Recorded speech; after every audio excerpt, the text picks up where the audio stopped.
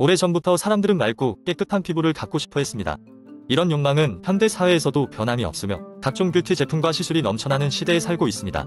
그러나 맑은 피부를 얻기 위해 꼭 고가의 제품이나 복잡한 시술에 의존해야 하는 것은 아닙니다.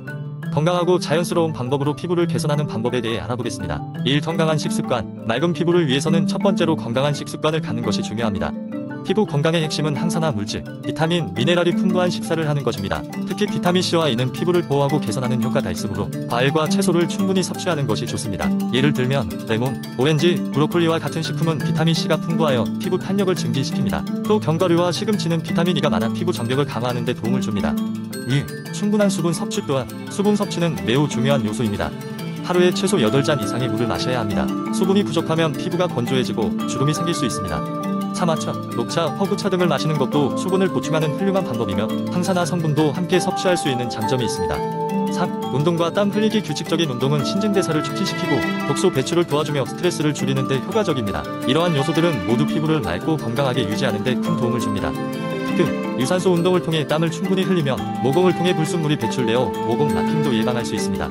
4. 스트레스 관리. 정신 건강도 피부 건강과 밀접한 관련이 있습니다. 스트레스는 호르몬 분비를 불균형하게 하여 피부 트러블을 유발할 수 있습니다. 명상, 독서, 취미 활동 등 다양한 방법으로 스트레스를 관리하면 피부 건강이 개선됩니다. 5. 적절한 수면. 숙면은 피부 재생에 있어 중요한 역할을 합니다.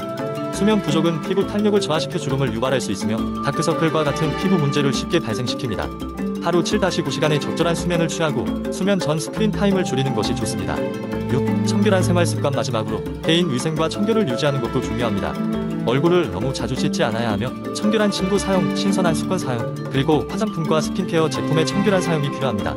결론적으로 맑은 피부를 갖기 위해서는 시간이 필요하고 꾸준한 노력이 필요합니다. 건강한 식습관, 충분한 수분 섭취, 규칙적인 운동과 적절한 휴식, 그리고 올바른 생활 습관을 통해 피부를 관리하면 튼튼하고 아름다운 피부를 유지할 수 있습니다. 이것은 자연스럽고 오래 지속되는 효과를 가져다 줄 것입니다. 두 번째 이야기. 어느 아침 바쁜 일상에 치여 지친 나는 집에서 할 수 있는 무언가로 하루를 상쾌하게 시작해보고 싶었다. 헬스장에 갈 시간은 없고 그렇다고 아무것도 안 하자니 몸이 찌뿌둥했다. 그럴 때 내 눈에 들어온 것이 바로 집에서도 쉽게 따라할 수 있는 요가 동작들이었다. 첫 번째 동작은 산 자세였다. 매일 아침 눈을 뜨자마자 거실 바닥에 서서 두 손을 합장하고 천천히 숨을 들이마시며 양팔을 머리 위로 들어 올렸다. 마치 산처럼 꼿꼿하게 서서 몸의 축을 잡고 호흡을 가다듬는 이 자세는 묘하게도 마음을 진정시키며 생각을 정리하는 데 도움을 주었다. 매일 아침 나를 깨우는 루틴이 되어버렸다. 두 번째 동작은 고양이소 자세였다. 업무로 인해 굽어있던 내 어깨와 등이 이 동작을 할 때마다 풀어지는 느낌이었다. 내 발로 기어가는 자세에서 시작해 등이 올라갈 무렵 숨을 내쉬고 등이 내려갈 때 숨을 들이키면서 척추의 유연성이 좋아지는 것이 느껴졌다. 불편했던 허리의 이완이 마법처럼 이루어졌다. 세 번째로 도전한 동작은 다운워드 도그였다. 이 동작은 전신 스트레칭에 탁월하다는 평을 들었다. 처음엔 손목에 부담이 가면서 제 자세를 잡기 어려웠지만 몇 차례 반복을 하다보니 점점 몸이 가벼워지고 다리 뒤쪽의 스트레칭이 시원하게 이루어졌다. 상쾌한 기분과 함께 에너지가 넘치는 느낌이었다. 네 번째는 전사자세다. 내면의 힘을 끌어낸다는 의미가 담겨있어 그것의 매력을 느꼈다. 한 발을 앞으로 내딛고 다른 발을 뒤로 하여 안정감 있게 버티는 것이 매우 인상적이었다. 이 동작을 했을 때 받았던 강렬한 집중력은 하루 업무 중간마다 나를 되살려주기도 했다. 마지막으로 시체 자세로 하루의 요가를 마무리했다. 바닥에 등을 대고 누워 모든 근육을 이완하고 정적에 젖어드는 순간 하루의 번잡함을 내려놓을 수 있었다. 심신의 안정을 찾고 새로운 시작을 준비할 수 있는 시간이 되었던 것이다. 이렇게 5가지의 요가 동작은 나의 일상에 커다란 변화를 가져왔다. 물리적 건강뿐만 아니라 정신적 여유와 평온도 함께 얻을 수 있었다. 취미를 찾기 어려운 사람 혹은 바쁜 일상 속에서 한 몸으로 조화를 이루고자 하는 사람들에게 이 5가지 요가 동작을 꼭 추천하고 싶다.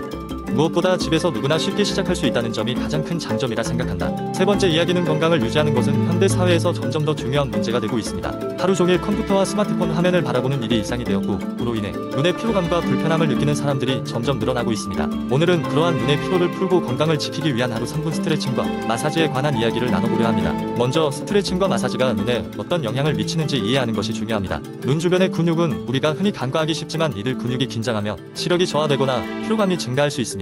또한 눈 주위의 혈액순환이 원활하지 않으면 쉽게 피로해지기 마련입니다. 따라서 이러한 문제를 해결하기 위해 눈 주위 근육을 이완시키고 혈액순환을 촉진하는 스트레칭과 마사지를 실천하는 것이 도움이 됩니다. 자, 이제 하루 3분이면 충분한 간단한 운동 방법을 소개해드리겠습니다. 이 방법은 각자의 일상에 쉽게 통합할 수 있는 형태입니다. 먼저 아침에 일어나서 점심 식사 후 그리고 자기 전에 총 3번의 세션으로 진행할 수 있습니다. 첫 번째는 눈 깜빡임 스트레칭입니다. 바른 자세로 앉은 후 자신에게 편안한 위치에서 눈을 부드럽게 감고 천천히 5초간 기다립니다. 그런 다음 크게 뜨고 다시 천천히 감습니다. 이 과정을 반복하면서 눈 근육의 긴장을 완화시킬 수 있습니다. 눈을 감고 충분히 깜빡이는 동안 눈 주위의 혈액순환도 개선됩니다. 두 번째는 눈 둘레 마사지입니다.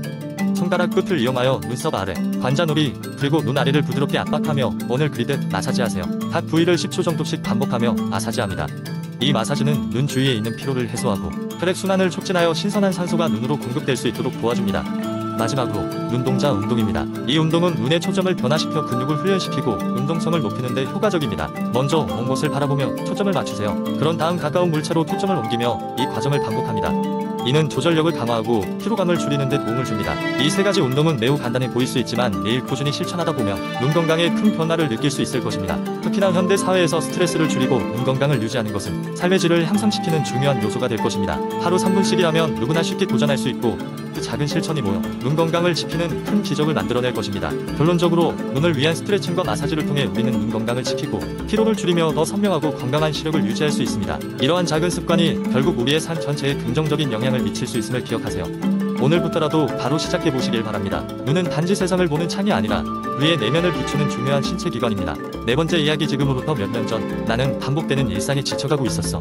아침에 일어나서부터 잠들기 전까지 이어지는 업무와 인간관계, 스트레스는 내 몸과 마음을 조금씩 갉아먹고 있었지. 그러던 어느 날 친구가 말했어. 너 잠깐이라도 매일 호흡 운동 해보는 건 어때?